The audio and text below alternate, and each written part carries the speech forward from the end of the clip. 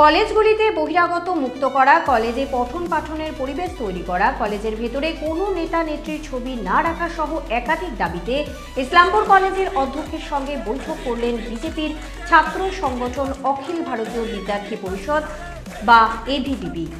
কলেজের অধ্যক্ষ জানিয়েছেন, এবিভিপির সদস্যরা তার কাছে বেশ কয়েকটি বিষয় নিয়ে আলোচনা করেছেন এবং আলোচনা ফলপ্রসূ হয়েছে বলে তিনি দাবি করেছেন। আপনাদের আরও একবার জানিয়ে রাখি, কলেজগুলিতে বহিরাগত মুক্ত করা, কলেজে পঠন পাঠনের পরিবেশ তৈরি করা, কলেজের ভেতরে কোনো নেতা নেত্রীর ছবি না রাখা সহ একাধিক দাবিতে ইসলামপুর কলেজের অধ্যক্ষের সঙ্গে বৈঠক করলেন বিজেপির ছাত্র সংগঠন অখিল ভারতীয় বিদ্যার্থী পরিষদ বা এবিভিপি।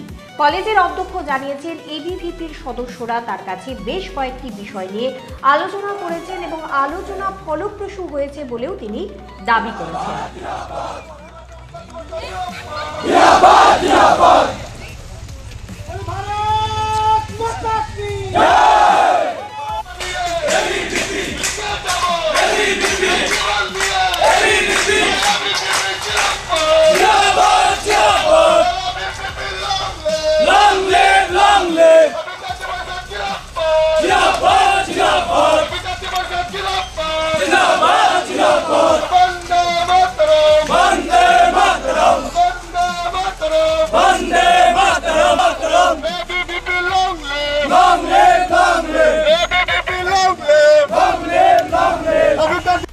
হ্যাঁ, আজকে আমরা ঈশ্বরপুর কলেজের মধ্যে যারা স্টুডেন্ট বর্তমান, তো বাংলার পরিবর্তন যে হলো, এই পরিবর্তনের পর আজ প্রথমবার আনুষ্ঠানিকভাবে আমরা ইসলামপুর কলেজের মধ্যে প্রবেশ করেছি। এখানে এসে আমরা প্রিন্সিপালের সাথে কথা বলি, আমাদের বিগত বছরগুলোর মধ্যে ইসলামপুর কলেজের মধ্যে কি ঘটেছে, কীরকম পরিবেশ ছিল, তৃণমূল ছাত্র পরিষদ নামে একটি সংগঠন কিভাবে সরাসরি রাজনৈতিক মহল এখানে পরিচালনা করতো এবং রাজনৈতিক নেতাদের ছবি ইউনিয়ন রুমে রাখতো এবং কত রকমের দুর্নীতি হতো, তা সমস্ত কিছু আমাদের সামনে চলে এসছে। এবং বাংলার মানুষ রাষ্ট্রবাদী সরকার গঠন করেছে। আজ থেকে প্রায় 5 বছর আগে এবিভিপির কার্যকর্তাদের এই ইসলামপুর কলেজের মধ্যে আটকে রাখা হয়েছিল, মারা হয়েছিল, ক্যাম্পাসে ফেলে ইউনিয়ন রুমে আটকে রেখে তালা মারা হয়েছিল। তারা আজকে প্রাক্তন এবিভিপি করে। তবে আজকে আমরা এবিভিপি এখানে প্রবেশ করেছি, আমরা তৃণমূল ছাত্র পরিষদ ছেলেদের সাথে কোনোরকমভাবে ঝামেলা করতে চাই না। তবে তাদেরকে আমরা বলতে চাই, ক্যাম্পাসের মধ্যে তারা কোনোরকমভাবে যেন ঝামেলা পাকানোর চেষ্টা না করে। যদি ঝামেলা পাকানোর চেষ্টা করে তো এবিভিপি কোনোরকমভাবে বরদাস্ত করবে না, যে কোনোভাবে হোক আমরা আইনি পদক্ষেপ নিব।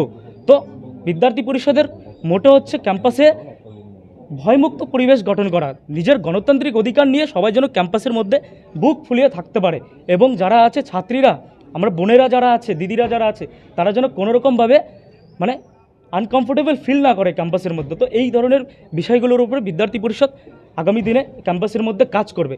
আর 1 বছরের মধ্যে আমাদের ক্যাম্পাসে নির্বাচন হবে, নির্বাচনের পরে যারা থাকবে ক্যাম্পাসে, জিতবে, জয়ী হবে নির্বাচনে, তারাই ক্যাম্পাসের মধ্যে থাকবে। বাকি এবিভিপি জিতুক বা যারাই জিতুক থাকবে, কিন্তু ক্যাম্পাসের মধ্যে কোনোরকমভাবে রাজনৈতিক মহল তৈরি করা যাবে না। এখানে শিক্ষার পরিবেশ আছে, শিক্ষার পরিবেশই এখানে বজায় থাকবে, এরকম হচ্ছে আমাদের বক্তব্য। কী নাম আপনার? আমার নাম বিপ্লব সরকার, বিদ্যার্থী পরিষদ ঈশ্বরপুর জেলা সংযোজক। দীর্ঘ লড়াই সংগ্রামের পর পশ্চিমবঙ্গে গৈরিক সূর্যোদয় হয়েছে, পরিবর্তন হয়েছে, আপনারা সকলেই জানেন।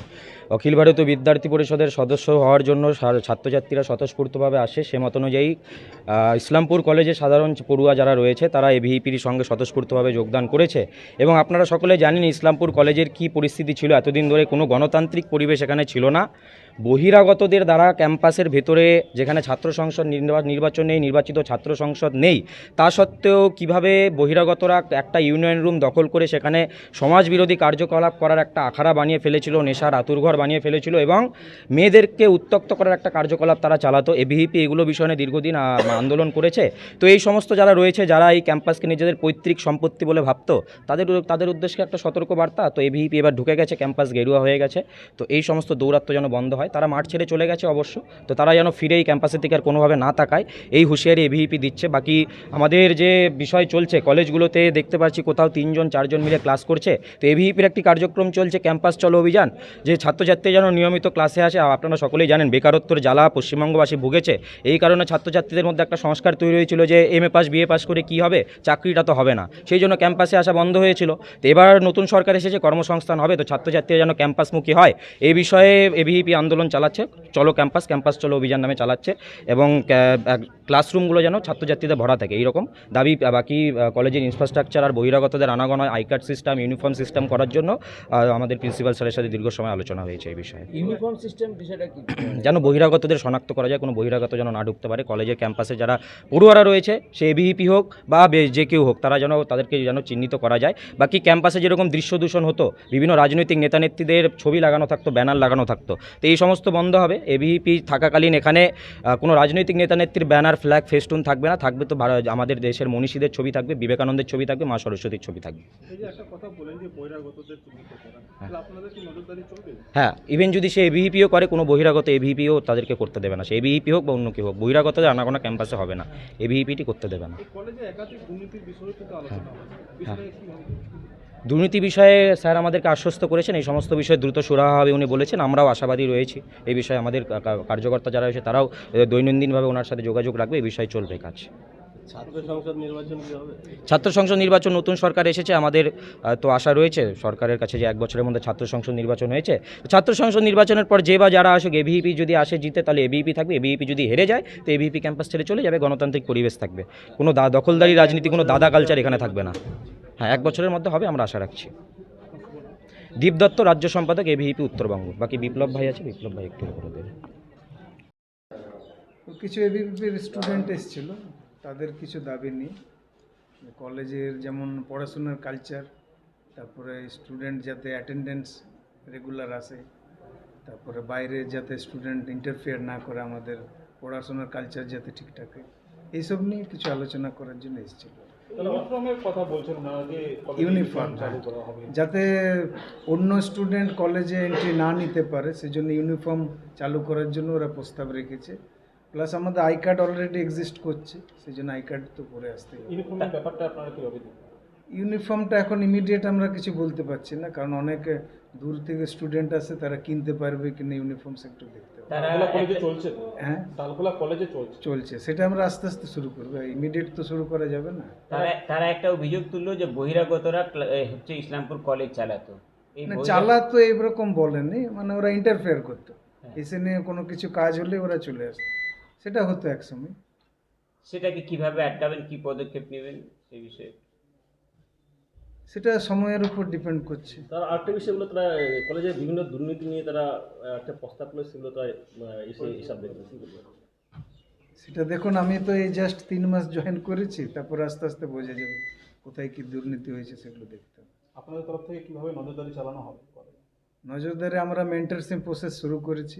মেন্টরশিপ মানে একজন স্টুডেন্ট পুরোপুরি মেন্টরের আন্ডারে থাকবে, তার যা কিছু প্রবলেম ওই মেন্টরের সাথে কমিউনিকেট করে নিয়ে ওরা ওর এমনকি অ্যাটেন্ডেন্স থেকে শুরু করে বাড়ির প্রবলেম আমরা মেন্টরশিপের থ্রু দিয়ে করব। বলছি স্যার, সিসিটিভি ক্যামেরার একটা সমস্যা ছিল, সেটা ইতিমধ্যে পূরণ হয়েছে এমনটা শোনা গেছে, সেটাই সেই বিষয়ে কী বলবেন? সিসিটিভির তো সমস্যা ছিল না, আমাদের তো কন্টিনিউ মনিটর হতোই সিসিটিভিতে।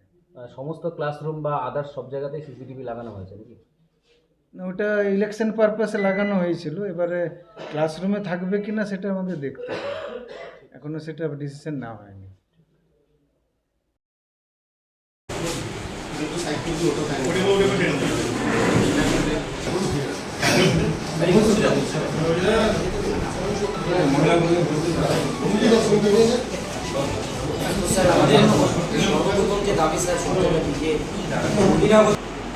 কি মারেন কেন কর্তা? কে বলে বড় মাছের স্বাস্থ্য দেখে শরীর খারাপ লাগে বুঝি? আরে মাছেরা বলছে, এবার থেকে আপনার মাছেদেরও দিন কল্যাণীস প্রিমিয়াম ফ্লোটিং ফিশ ফিড।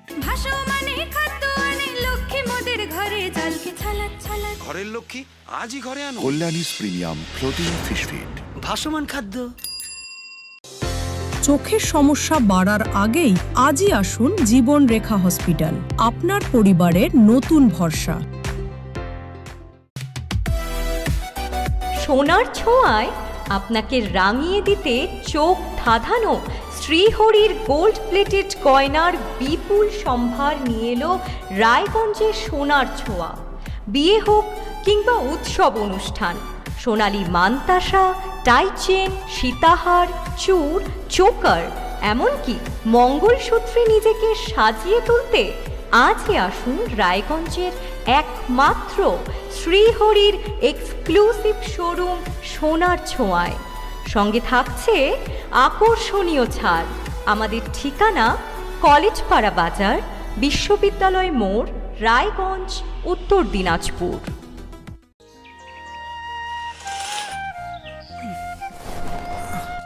হ্যাঁ রে, তুই নিজেকে কি সুন্দর ফিট রাখিস, তোর বরকে রাখতে পারিস না? তোর দাদা জেনেছে nature pure rice bran oil দিয়ে রান্না করলে শরীর এমনি সুস্থ থাকে। হ্যাঁ, সে তো ঠিকই। শরীর চর্চার পাশাপাশি ভালো তেল দিয়ে রান্না করাটাও জরুরি, আর সেই জন্যই আমার একমাত্র choice nature pure rice bran oil. শরীর সুস্থ রাখার জন্য আমার পছন্দের সেরা cooking oil nature pure rice bran oil, সম্পর্কে স্বাদ এনে দেয়।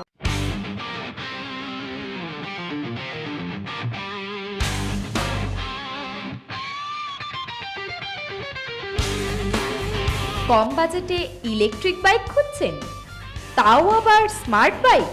তাহলে আর দেরি কেন?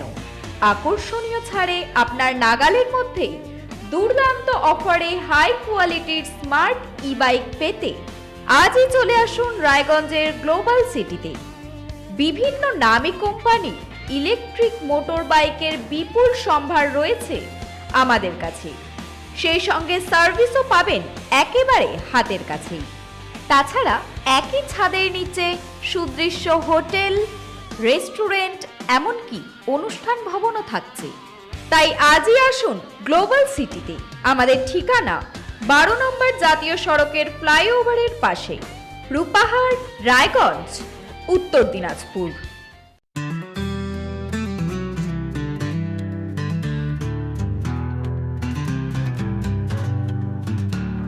গ্রসারি থেকে কসমেটিক্স,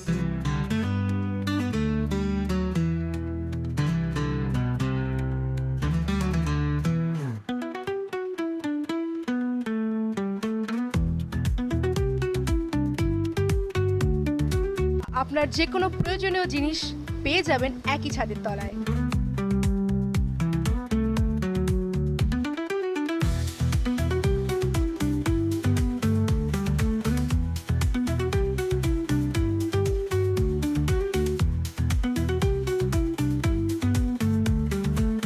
আমাদের ঠিকানা LIC মোড়, রায়গঞ্জ, উত্তর দিনাজপুর।